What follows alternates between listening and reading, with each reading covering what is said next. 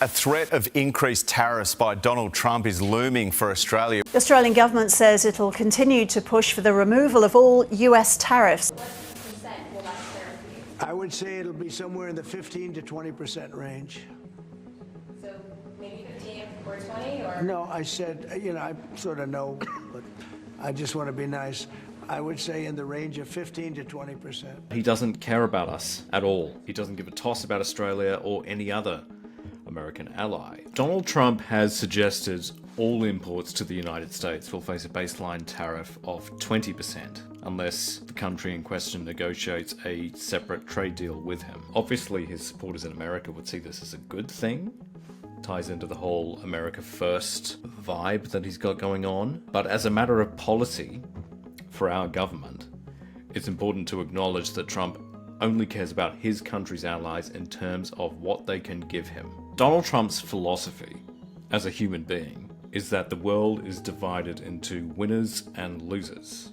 And his vision of the American government is to turn it into something that exploits the rest of the world, which I think he feels America deserves because of its position as the world's foremost power. So the idea that Donald Trump has in his head of America First is that America should be the one winning in all of these individual bilateral transactions. It's just completely incongruent with how the international trade system actually works. This is not the act of a friend.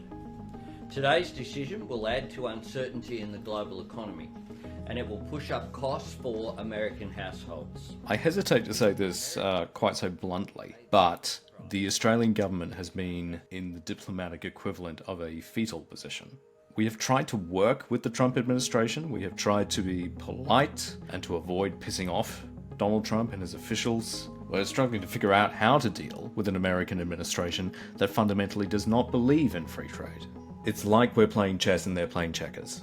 I'm going to keep it minimal. I'm going to keep it, I'm not looking to hurt countries. I could do that too, but I'm not looking to do that. The fact that Americans have elected this guy twice means all of America's allies have to plan for contingencies. That is his legacy on the world stage, that America is no longer what we thought it was. And all countries, not just Australia, have to plan accordingly. That we have to plan for a future that might not involve America, because who knows where America goes from here.